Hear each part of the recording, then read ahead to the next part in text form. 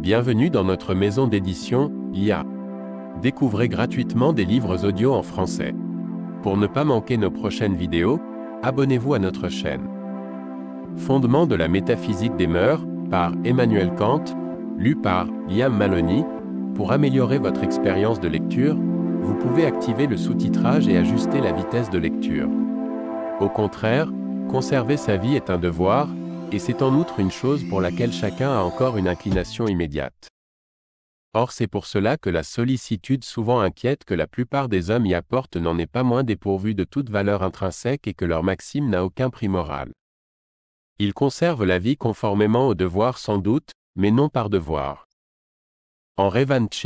que des contrariétés et un chagrin sans espoir aient enlevé à un homme tout goût de vivre, si le malheureux, à l'âme forte, est plus indigné de son sort qu'il n'est découragé ou abattu, s'il désire la mort et cependant conserve la vie sans l'aimer, non par inclination ni par crainte, mais par devoir, alors sa maxime a une valeur morale.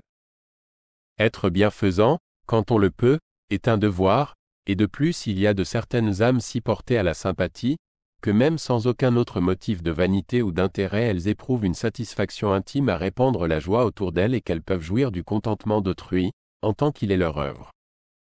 Mais je prétends que dans ce cas une telle action, si conforme au devoir, si aimable qu'elle soit, n'a pas ces pendantes de valeur morale véritable, qu'elle va de pair avec d'autres inclinations, avec ambition par exemple qui, lorsqu'elle tombe heureusement sur ce qui est réellement en accord avec l'intérêt public et le devoir, sur ce qui par conséquent est honorable, mérite louange et encouragement, mais non respect, car il manque à la maxime la valeur morale. C'est-à-dire que ces actions soient faites, non par inclination, mais par devoir. Supposez donc que l'âme de ce philanthrope soit assombrie par un de ces chagrins personnels qui étouffent toute sympathie pour le sort d'autrui, qu'il ait toujours encore le pouvoir de faire du bien à d'autres malheureux, mais qu'il ne soit pas touché de l'infortune des autres, étant trop absorbé par la sienne propre, et que, dans ces conditions, tandis qu'aucune inclination ne l'y pousse plus, il s'arrache haineux accent aigu à haine moins à cette insensibilité mortelle, et qu'il agisse, sans que ce soit sous l'influence d'une inclination. Uniquement par devoir alors seulement son action a une véritable valeur morale. Je dis plus, si la nature avait mis au cœur de tel ou tel peu de sympathie, si tel homme, honnête du reste, était froid par tempérament et indifférent aux souffrances d'autrui, peut-être parce qu'ayant lui-même en partage contre les siennes propres un don spécial d'endurance et d'énergie patiente, il suppose aussi chez les autres ou exige d'eux les mêmes qualités. Si la nature n'avait pas formé particulièrement cet homme, qui vraiment ne serait pas son plus mauvais ouvrage, pour en faire un philanthrope. Ne trouverait-il donc pas encore en lui de quoi se donner à lui-même une valeur bien supérieure à celle que peut avoir un tempérament naturellement bienveillant? À coup sûr. Et c'est ici précisément qu'apparaît la valeur du caractère, valeur morale et incomparablement la plus haute, qui vient de ce qu'il fait le bien, non par inclination, mais par devoir. Assurer son propre bonheur est un devoir, au moins indirect, car le fait de ne pas être content de son état, de vivre pressé de nombreux soucis et au milieu de besoins non satisfaits pourrait devenir aisément une grande tentation d'enfreindre ses devoirs. Mais ici encore, sans regarder au devoir, tous les hommes ont déjà de même l'inclination au bonheur la plus puissante et la plus intime, parce que précisément dans cette idée du bonheur toutes les inclinations s'unissent en un total. Seulement le précepte qui commande de se rendre heureux a souvent un tel caractère qu'il porte un grand préjudice à quelques inclinations, et que pourtant l'homme ne peut se faire un concept défini et sûr de cette somme de satisfaction à donner à tout qu'il nomme le bonheur. Aussi n'y a-t-il pas lieu d'être surpris qu'une inclination unique, déterminée quant à ce qu'elle promet et quant à l'époque où elle peut être satisfaite, puisse l'emporter sur une idée flottante, qu'un goûteux, par exemple, puisse mieux aimer savourer ce qui est de son goût, quitte à souffrir ensuite, parce que, selon son calcul, au moins dans cette circonstance, il ne sait pas, par l'espérance peut-être trompeuse d'un bonheur qui doit se trouver dans la santé, privé de la jouissance du moment présent. Mais dans ce cas également, si la tendance universelle au bonheur ne déterminait pas sa volonté, si la santé pour lui du moins n'était pas une chose qu'il fût si nécessaire de faire entrer dans ses calculs, ce qui resterait encore ici, comme dans tous les autres cas, c'est une loi qui lui commande de travailler à son bonheur, non par inclination, mais par devoir. Et c'est par là seulement que sa conduite possède une véritable valeur morale. Ainsi doivent être sans aucun doute également compris les passages de l'Écriture où il est ordonné d'aimer son prochain, même son ennemi. Car l'amour comme inclination ne peut pas se commander, mais faire le bien précisément par devoir, alors qu'il n'y a pas d'inclination pour nous y pousser, et même qu'une aversion naturelle et invincible s'y oppose, c'est là un amour pratique et non pathologique qui réside dans la volonté, et non dans le penchant de la sensibilité, dans des principes de l'action et non dans une compassion amollissante. Or cet amour est le seul qui puisse être commandé. Voici la seconde proposition. Une action accomplie par devoir tire sa valeur morale non pas du but qui doit être atteint par elle, mais de la maxime d'après laquelle elle est décidée. Elle ne dépend donc pas de la réalité de l'objet de l'action, mais uniquement du principe du vouloir d'après lequel l'action est produite sans égard à aucun des objets de la faculté de désirer. Que les buts que nous pouvons avoir dans nos actions, que les effets qui en résultent, considérés comme fins et mobiles de la volonté, ne puissent communiquer à ces actions aucune valeur absolue, aucune valeur morale, cela est évident par ce qui précède. Où donc peut résider cette valeur, si elle ne doit pas se trouver dans la volonté considérée dans le rapport qu'elle a avec les effets attendus de ses actions? Elle ne peut être nulle part ailleurs que dans le principe de la volonté, abstraction faite des fins qui peuvent être réalisées par une telle action. En effet, la volonté placée juste au milieu entre son principe a priori qui est formel, et son mobile a posteriori qui est matériel, est comme à la bifurcation de deux routes. Et puisqu'il faut pourtant qu'elle soit déterminée par quelque chose, elle devra être déterminée par le principe formel du vouloir en général, du moment qu'une action a lieu par devoir, car alors tout principe matériel lui est enlevé. Quant à la troisième proposition, conséquence des deux précédentes, je l'exprimerai ainsi. Le devoir est la nécessité d'accomplir une action par respect pour la loi. Pour l'objet conçu comme effet de l'action que je me propose, je peux bien sans doute avoir de l'inclination, mais jamais du respect, précisément parce que c'est simplement un effet, et non l'activité d'une volonté. De même, je ne peux avoir de respect pour une inclination en général, qu'elle soit mienne ou d'un autre. Je peux tout au plus l'approuver dans le premier cas, dans le second cas aller parfois jusqu'à l'aimer, c'est-à-dire la considérer comme favorable à mon intérêt propre.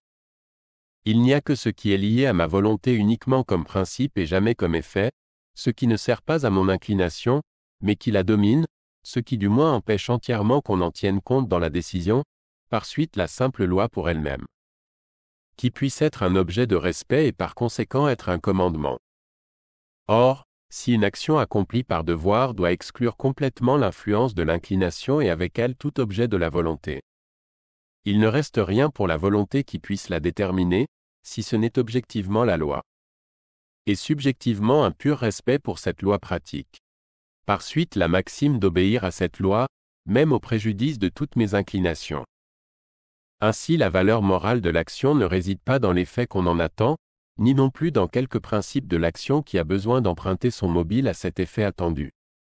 Car tous ces effets, contentement de son état, et même contribution au bonheur d'autrui, pourraient être aussi bien produits par d'autres causes. Il n'était donc pas besoin pour cela de la volonté d'un être raisonnable. Et cependant, c'est dans cette volonté seule que le souverain bien, le bien inconditionné, peut se rencontrer. C'est pourquoi se représenter la loi en elle-même, ce qui à coup sûr a lieu que dans un être raisonnable, et faire de cette représentation, non de l'effet attendu, le principe déterminant de la volonté, cela seul peut constituer ce bien si excellent que nous qualifions de moral, présent déjà dans la personne même qui agit selon cette idée. Mais qu'il n'y a pas lieu d'attendre seulement de l'effet de son action. Mais quelle peut donc être cette loi dont la représentation, sans même avoir égard à l'effet qu'on en attend, doit déterminer la volonté pour que celle-ci puisse être appelée bonne absolument et sans restriction. Puisque j'ai dépossédé la volonté de toutes les impulsions qui pourraient être suscitées en elle par l'idée des résultats dus à l'observation de quelque loi, il ne reste plus que la conformité universelle des actions à la loi en général, qui doit seule lui servir de principe. En d'autres termes,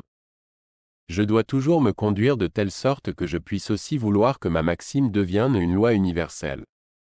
Ici donc c'est la simple conformité à la loi en général, sans prendre pour base quelque loi déterminée pour certaines actions qui sert de principe à la volonté, et qui doit même lui servir de principe, si le devoir n'est pas une illusion vaine et un concept chimérique. Avec ce qui vient d'être dit, la raison commune des hommes, dans l'exercice de son jugement pratique, est en parfait accord, et le principe qui a été exposé, elle l'a toujours devant les yeux. Soit, par exemple, la question suivante. Ne puis-je pas, si je suis dans un embarras, faire une promesse avec l'intention de ne pas la tenir? Je distingue ici aisément entre les sens que peut avoir la question. Demande-t-on s'il est prudent ou s'il est conforme au devoir de faire une fausse promesse? Cela peut être sans doute prudent plus d'une fois, à la vérité. Je vois bien que ce n'est pas assez de me tirer, grâce à ce subterfuge, d'un embarras actuel. Qu'il me faut encore bien considérer si de ce mensonge ne peut pas résulter pour moi dans l'avenir un désagrément bien plus grand que tous ceux dont je me délivre pour l'instant, et comme, en dépit de toute ma prétendue finesse, les conséquences ne sont pas si aisées à prévoir que le fait d'avoir une fois perdu la confiance d'autrui ne puisse m'être bien plus préjudiciable que tout le mal que je songe en ce moment à éviter. N'est-ce pas agir avec plus de prudence que de se conduire ici d'après une maxime universelle et de se faire une habitude de ne rien promettre qu'avec l'intention de le tenir? Mais il me paraît ici bientôt évident qu'une telle maxime n'en est pas moins toujours uniquement fondée sur les conséquences à craindre. Or c'est pourtant tout autre chose que d'être sincère par devoir, et de l'être par crainte des conséquences désavantageuses, tandis que dans le premier cas le concept de l'action en soi-même contient déjà une loi pour moi, dans le second cas il faut avant tout que je cherche à découvrir autre part quels effets peuvent bien être liés pour moi à l'action. Car, si je m'écarte du principe du devoir, ce que je fais est certain et mène tout à fait mal. Mais si je suis infidèle à ma maxime de prudence, il peut, dans certains cas, en résulter pour moi un grand avantage, bien qu'il soit en vérité plus sûr de m'y tenir. Après tout, en ce qui concerne la réponse à cette question, si une promesse trompeuse est conforme au devoir, le moyen de m'instruire le plus rapide, tout en étant infaillible, c'est de me demander à moi-même, accepterais-je bien avec satisfaction que ma maxime, de me tirer d'embarras par une fausse promesse, dût valoir comme une loi universelle, aussi bien pour moi que pour les autres? Et pourrais-je bien me dire, tout homme peut faire une fausse promesse quand il se trouve dans un embarras et qu'il n'a pas d'autre moyen d'en sortir? Je m'aperçois bientôt ainsi que si je peux bien vouloir le mensonge, je ne peux en aucune manière vouloir une loi universelle qui commanderait de mentir. En effet, selon une telle loi, il n'y aurait plus à proprement parler de promesse, car il serait vain de déclarer ma volonté concernant mes actions futures à d'autres hommes qui ne croiraient point à cette déclaration ou qui, s'il y ajoutait foi et étourdiment, me payeraient exactement de la même monnaie, de telle sorte que ma maxime, du moment qu'elle serait érigée en loi universelle, se détruirait elle-même nécessairement. Donc, pour ce que j'ai à faire afin que ma volonté soit moralement bonne, je n'ai pas précisément besoin d'une subtilité poussée très loin. Sans expérience quant au cours du monde, incapable de parer à tous les événements qui s'y produisent, il suffit que je demande,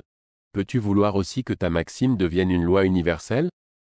Si tu ne le veux pas, la maxime est à rejeter, et cela en vérité non pas à cause d'un dommage qui peut en résulter pour toi ou même pour d'autres, mais parce qu'elle ne peut pas trouver place comme principe dans une législation universelle possible. Pour une telle législation en retour, la raison m'arrache un respect immédiat. Et si pour l'instant je ne saisis pas encore sur quoi il se fonde, ce qui peut être l'objet des recherches du philosophe, il y a du moins ceci que je comprends bien, c'est que c'est l'estimation d'une valeur de beaucoup supérieure à la valeur de tout ce qui est mis à un haut prix par l'inclination, et que c'est la nécessité où je suis d'agir par pur respect pour la loi pratique qui constitue le devoir auquel il faut que tout autre motif cède.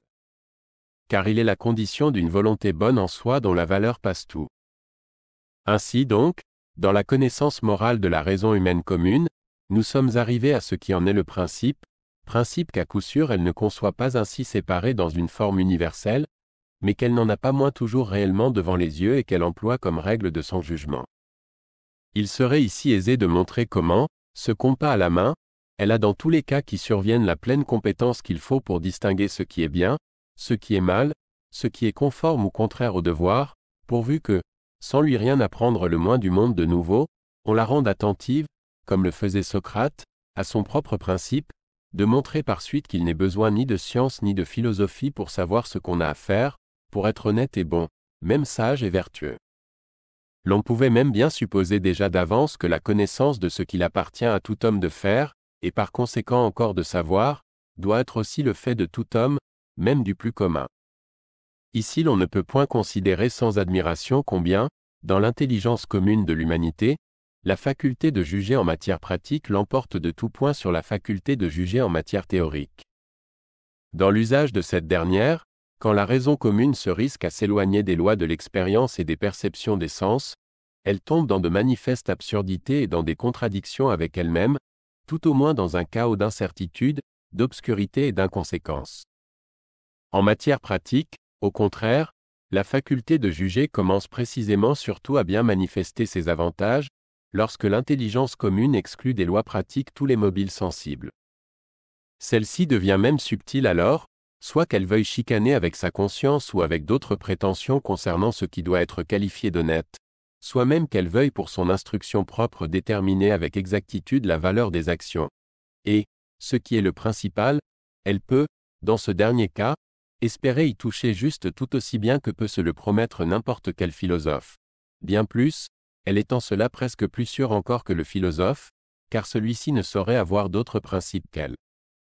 Et il peut d'autre part laisser aisément son jugement s'embrouiller par une foule de considérations étrangères qui n'appartiennent pas au sujet, et le faire dévier de la droite voie. Dès lors, ne serait-il pas plus à propos de s'en tenir, dans les choses morales, au jugement de la raison commune, et de n'introduire tout au plus la philosophie que pour exposer le système de la moralité d'une façon plus complète et plus claire, que pour présenter les règles qui la concernent d'une façon plus commode pour l'usage, et plus encore pour la discussion. Mais non pour dépouiller l'intelligence humaine commune, même au point de vue pratique, de son heureuse simplicité, et pour l'engager par la philosophie dans une nouvelle voie de recherche et d'instruction. C'est une belle chose que l'innocence. Le malheur est seulement qu'elle sache si peu se préserver, et qu'elle se laisse si facilement séduire. Voilà pourquoi la sagesse même qui, consiste d'ailleurs bien plus dans la conduite que dans le savoir, a ses peines dont encore besoin de la science, non pour en tirer des enseignements, mais pour assurer à ses prescriptions l'influence et la consistance. L'homme sent en lui-même, à l'encontre de tous les commandements du devoir que la raison lui représente si hautement respectable, une puissante force de résistance, elle est dans ses besoins et ses inclinations, dont la satisfaction complète se résume à ses yeux sous le nom de bonheur.